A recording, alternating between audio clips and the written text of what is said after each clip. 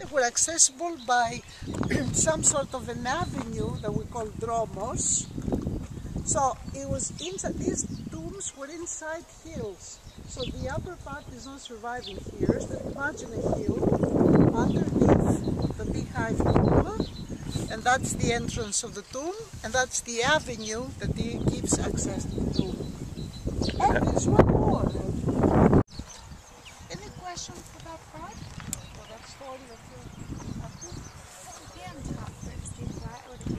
Oh, it was, as we said, like a beehive, and it was inside the hill.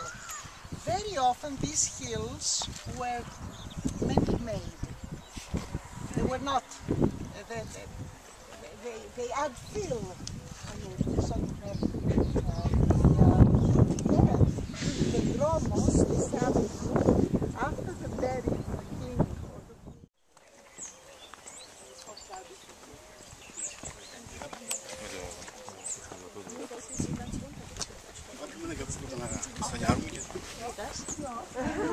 I'm guessing that's the Lion Gate.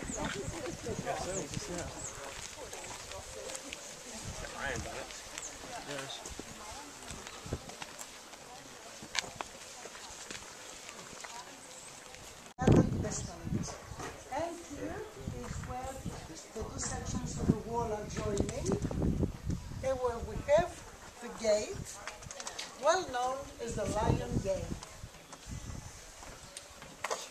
The rest of the gate is not preserved, only the facade is visible, where you can see the lintel, the door jumps, where are the holes for the double gates, originally most probably done out of wood covered by metal leaves, were fitting.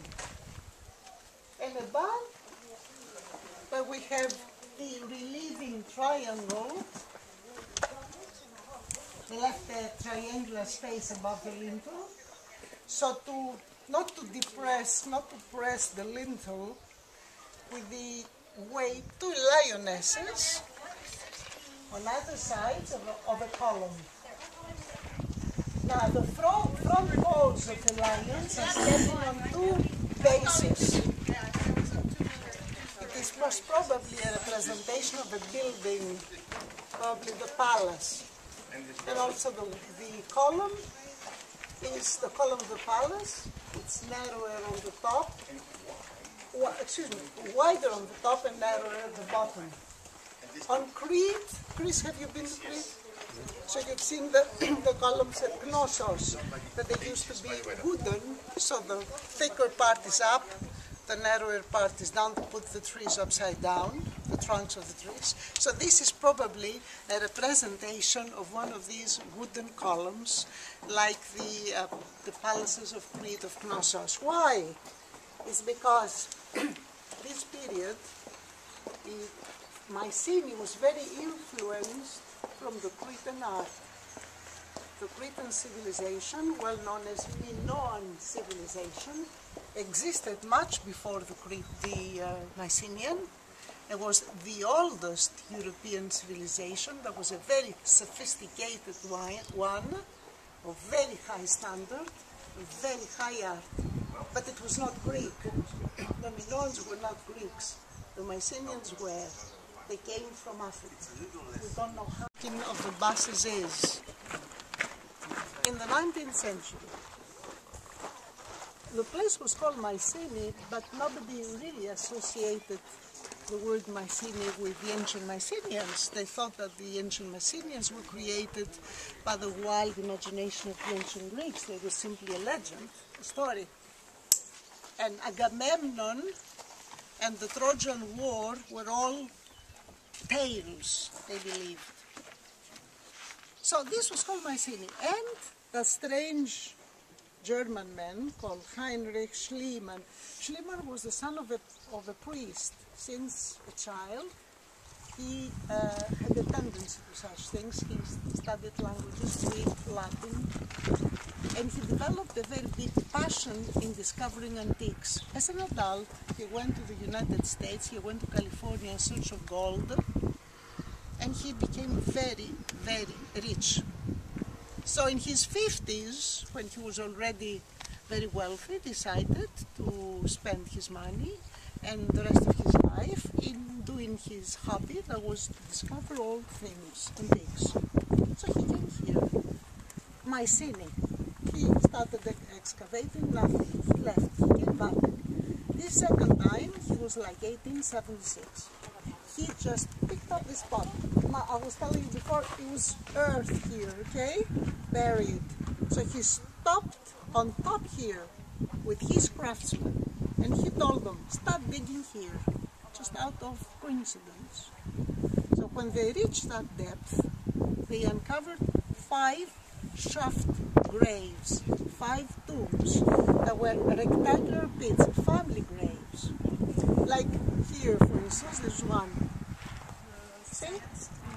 There are 5, 6 there are. He found 5, 6 altogether. The 6th was discovered later on. He stayed for 19 months here only, and other archaeologists like the British Ways stayed here for 19 years. So he just stayed for a couple of months. So when they reached that depth, they found these tombs, these shaft graves, that contained 19 bodies, skeletons. The majority of the skeletons, the minute they got into contact with the air, they disintegrated. And these bodies carried lots of very wealthy finds, gifts in tombs, such as gold jewels, gold masks, bracelets, weapons done out of bronze with inlaid gold, gold.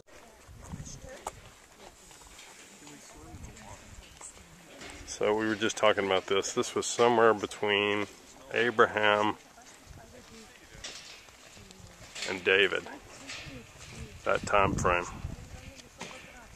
About 300 or 400 years before David is when this was built, with the walls, all the fortifications. The almond trees are full of bees.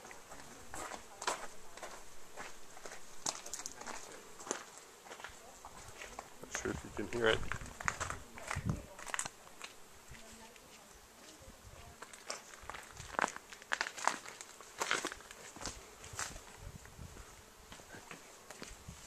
This is the east gate in Mycenae. Look how thick those walls are, Sally. No wonder they're called the Cyclops walls. There's a bird. Can you get his picture? There was a bird. Does he have a nest? He's not there anymore. Oh. He was imaginary. I like this. Down here. Come on down quick and I'll go to the cave with you. No. Oh, we gotta go. There's not time. Not enough time, Cole.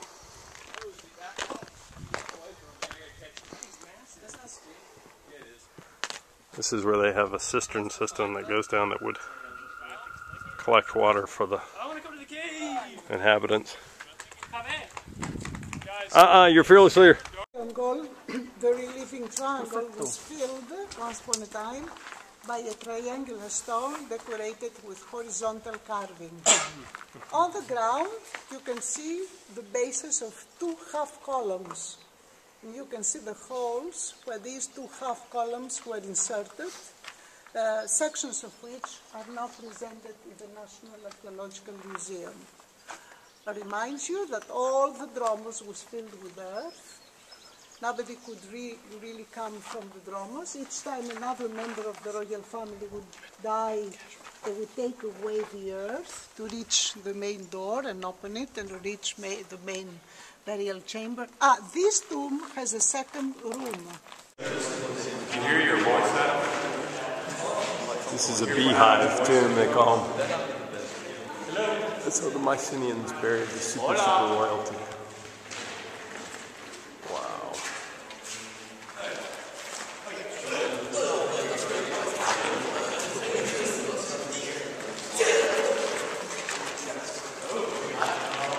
There's the other chamber. Alright, another chapter.